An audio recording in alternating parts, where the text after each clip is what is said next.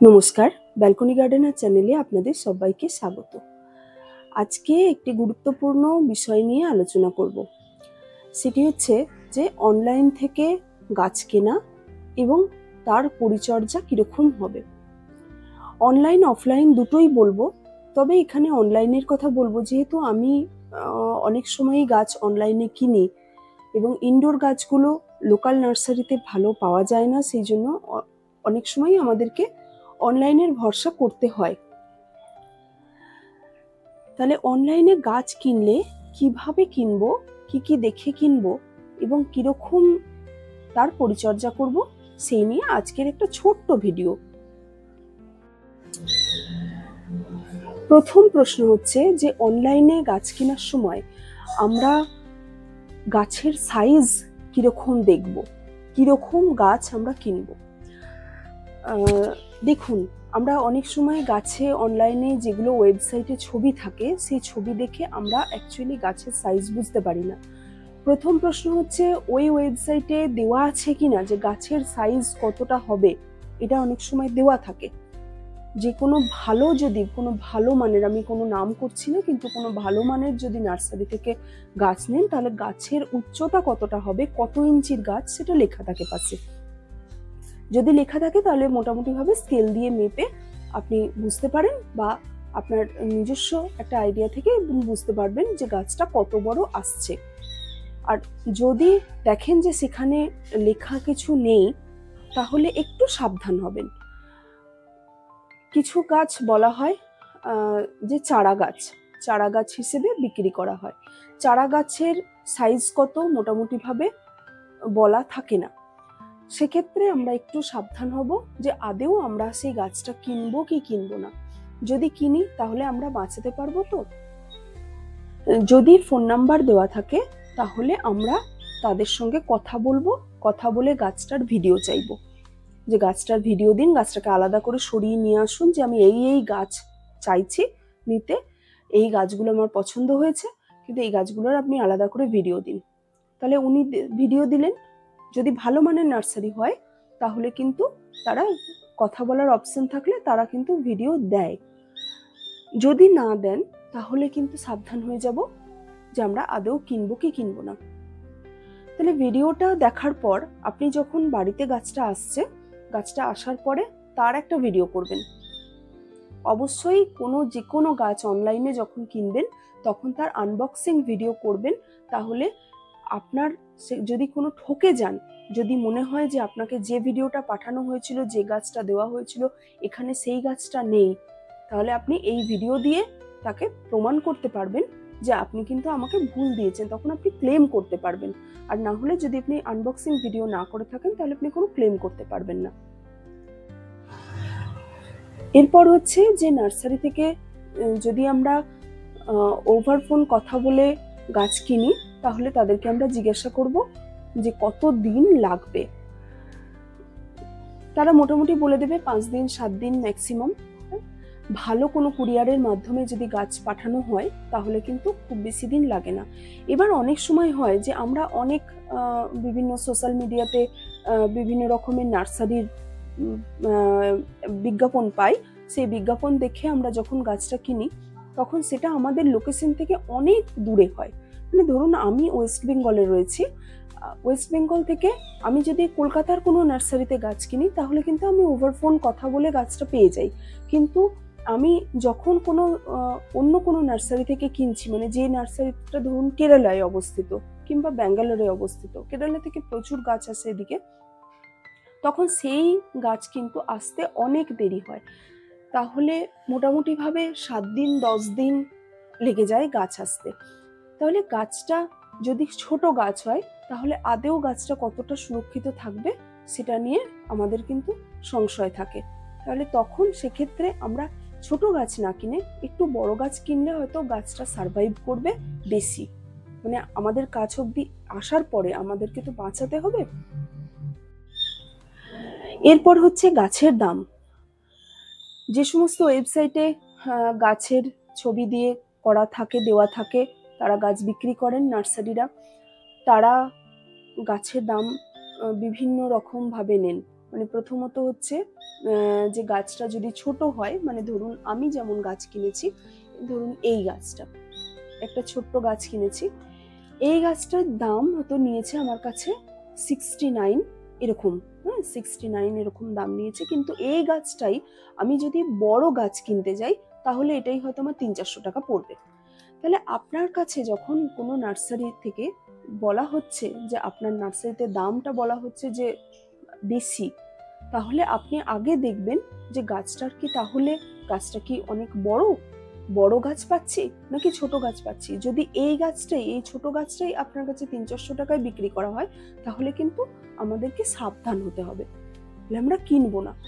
গাছ কেনার আগে 2-4টে নার্সারিতে আমরা কথা বলবো, আগে খোঁজ খবর নেব যে আদেও সেখানে গাছের দাম কিরকম আছে, তারপরে আমরা গাছটা কিনবো। নার্সারিতে দেখবেন একটা নার্সারিতে একটা গাছের দাম, এই সামান্য একটা গাছের দাম ধরুন একটা নার্সারিতে দেওয়া আছে, এটা আমি যেরকম দামে কিনেছি, অন্য আরেকটা নার্সারিতে আরেকটা দামে বিক্রি হচ্ছে। ধরুন এই গাছটা 150 টাকায় বিক্রি হচ্ছে। তাহলে আমি ভিডিও দেখে বা ছবি দেখে আমি বুঝতে পারছি না যে এই গাছটা আমি কিরকম দামে পাবো, আসলে আমি কিরকম দামে পাবো। তাহলে আমাকে একটু অন্যান্য নার্সারি, অন্যান্য জায়গা আমাকে একটু খুঁজে দেখতে হবে যে কোথায় আমি দামটা কম পাচ্ছি, কোথায় বেশি পাচ্ছি। এমন অনেক সময় হয় যে অনেক নার্সারি আছে যারা একটু কম দামে গাছ দিয়ে দেন, কারণ গাছের কন্ডিশন খুব খারাপ হয়ে আসছে। সেক্ষেত্রে আমরা একটু দেখব যে নার্সারি দামটা বেশি চাইছে সে আদেও কেন বেশি চাইছে, মানে সে কি আমাদেরকে ঠকাচ্ছেন নাকি গাছের কোয়ালিটিটা ভালো।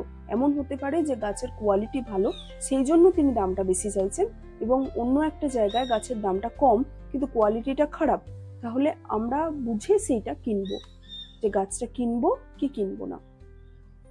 কোয়ালিটি খারাপ হলে দাম যতই কম হোক আমি অন্তত কিনতে রাজি হই না।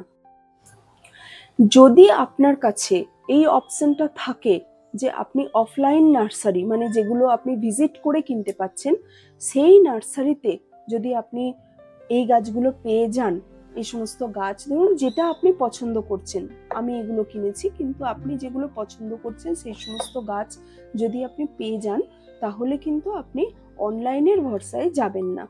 তাতে যদি আপনার লোকাল নার্সারিতে একটু দাম বেশি নেয় তাও ঠিক আছে, তবু আপনি কিন্তু অফলাইনটাকে চেষ্টা করবেন।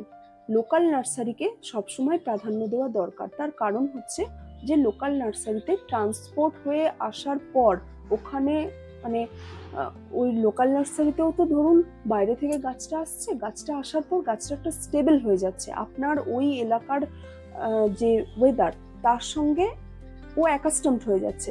তারপরে ওরা একটা পরিচর্যা করছে, ওরা খাবার দিচ্ছে, ফাঙ্গিসাইড দিচ্ছে, ইত্যাদি করছে, তারপরে আপনার কাছে গাছটা আসছে। তাহলে আপনার কাছে গাছটা বেঁচে থাকার চান্সটা অনেক বেশি বাড়বে। কিন্তু যদি এমন হয় যে কিছু গাছ পাওয়াই যায় না, যেমন আমি এখানে যে গাছগুলো কিনেছি সেই গাছগুলো আমার এখানে পাওয়াই যায় না, ছোট ছোট সব চারা কিনেছি, এগুলো আমার এখানে পাওয়া যায় না, তাই আমি বাধ্য হয়েছি ওখান থেকে কিনতে। কিন্তু আপনি ধরুন নর্মাল একটা অ্যাগ্লোনিমা কিনছেন, ধরুন এই একটা অ্যাগ্লোনিমা আপনি কিনছেন, এই অ্যাগ্লোনিমাটা আপনি হয়তো আপনার লোকাল নার্সারিতে পেয়ে যাবেন, তাহলে আপনি কেন অনলাইনে অযথা কিনতে যাবেন? অনলাইনে কিনতে গেলে প্রথমত হচ্ছে আমাদেরকে কুরিয়ার চার্জ দিতে হয়। তাহলে আমি যদি আমার লোকাল নার্সারিতে এটা পেয়ে যাই, নার্সারি ভিজিট করতেও ভালো লাগে, বিভিন্ন গাছ দেখে কেনা যায়, এবং গাছটা নিজে হাতে দেখে কিনতে, একটা গাছটাকে দেখছি পাতাগুলো ফ্রেশ আছে, সব ঠিক আছে, তাহলে সেই গাছটা দেখে কেনার মধ্যে একটা আলাদা আনন্দ আছে। সেটা দেখে কিনলে আমাদের গাছের অভিজ্ঞতাও বাড়বে, গাছের সঙ্গে থেকে থেকে আমাদের অভিজ্ঞতাও বাড়বে, এবং গাছটা আমাদের কাছে বেঁচে থাকবে। এবার ধরুন যে আপনি কুরিয়ারের মাধ্যমে গাছ কিনেছেন, অনলাইনে গাছ কিনেছেন, অনলাইনে গাছ কেনার পরে আপনার কাছে বাড়িতে আসার পরে আপনার প্রথম কাজ হচ্ছে এটার আনবক্সিং ভিডিও করা, প্রথম কাজ। দ্বিতীয় কাজ হচ্ছে গাছগুলো কে এরকম ভাবে একটা কোনো বড় টব হোক, কোনো বড় জায়গার মধ্যে আস্তে আস্তে করে আলগা আলগা করে বসিয়ে রাখা। দেখুন এইভাবে আলগা করে বসানো আছে, এরকম করে আলগা আলগা করে গাছগুলোকে বসিয়ে রাখা। এবং বসিয়ে এরকমভাবে আমরা গাছগুলোতে জল স্প্রে করে দেব। জল স্প্রে করে দিলে কি হবে, ওদের যে জলের যে চাহিদা আছে সেটা যেমন পূরণ হবে, তাহলে কি হবে, গাছটা আমাদের যে ওয়েদার তার সঙ্গে একটা ধাতস্থ হবে, অ্যাডজাস্ট করতে পারবে ও আমাদের পরিবেশটার সঙ্গে। কারণ দেখুন, ও তো আসছে অন্য জায়গা থেকে, ধরুন আমি রয়েছি যে জায়গায়, সেখান থেকে গাছটা আসছে 100 কিলোমিটার 200 কিলোমিটার দূর থেকে, সেটা এক জিনিস। আবার অনেক সময় হচ্ছে যে আমরা পুরো অন্য একটা রাজ্য থেকে গাছটা কিনছি, তাহলে সেখানকার ওয়েদার আলাদা।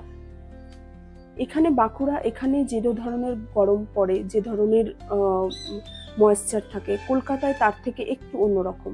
তাহলে আমি যখন কলকাতা থেকে গাছ কিনছি, আমাকে দুদিন এসে ও গাছটাকে একটু অ্যাডজাস্ট করতে সময় দিতে হবে। আবার আমি যখন কেরালা থেকে, ব্যাঙ্গালোর থেকে, পুনে থেকে গাছ কিনছি, তখন সেখানকার ওয়েদার একদম আলাদা আমাদের থেকে।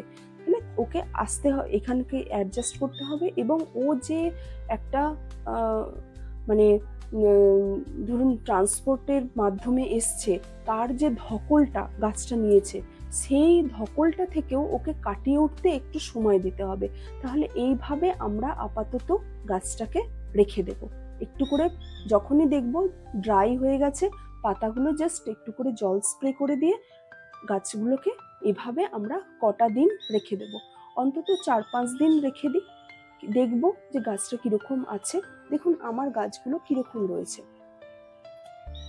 পাতা একটা দুটো হলুদ হবে, এরকম একটা দুটো হলুদ হবে, কিছু করার নেই, কারণ ও অনেকটা জার্নি করে এসছে, প্রচন্ড পরিমাণে স্ট্রেস পেয়ে গেছে, তাহলে ওকে একটু সময় দিতে হবে। এইভাবে আমরা গাছটাকে 5-7 দিন রেখে দিয়ে তারপরে আমাদের মিডিয়াতে আমরা গাছটা বসাবো। যদি আমরা কোনো আউটডোর গাছ কিনি, তাহলে আউটডোর গাছের মিডিয়া যদি আমরা মাটিতে করি, তাহলে 1 ভাগ মাটি, 1 ভাগ ভার্মি কম্পোস্ট, আর 1 ভাগ হচ্ছে সিন্ডার বা বালি দিয়ে গাছ বসাবো। যদি ইনডোর গাছ করি বা আউটডোর গাছও যদি আমরা ইনডোরের মিডিয়াতে করি, যেমনটা আমি করি, সেরকম করলে আমি ইনডোর গাছের যে মিডিয়া দেখিয়েছি সেই মিডিয়া ব্যবহার করব। নর্মালি আমরা অনলাইনে যে সমস্ত গাছগুলো কিনি সেগুলো ইনডোর গাছ, বেশিরভাগই আমরা ইনডোর গাছ কিনি। ইনডোর গাছের মিডিয়া আমার ভিডিওতে বলা আছে, এই ভিডিওটাকে অযথা আমি আর বড় করছি না। সেই মিডিয়াতে আমি গাছটা বসাবো। তবে একটা জিনিস খেয়াল রাখবো, এই ছোট গাছ যখনই একদম বাচ্চা বাচ্চা, এই যে ছোট্ট গাছটা, ধরুন এই গাছটা, এর তো তবু এতগুলো পাতা আছে, এর পাতাটা ভাবুন, এটা আরো ছোট গাছটা, এই দেখুন এই গাছটা আরো ছোট, দুটো পাতা দিয়ে।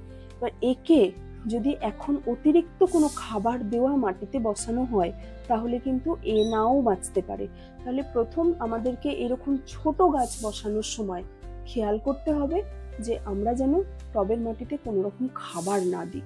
বাকি জিনিসগুলো সবকিছু দেব, কিন্তু খাবারটাকে, মানে যেটা মিক্স সার যেটা দেয়া হয়, সেই সারটা আমরা দেব না।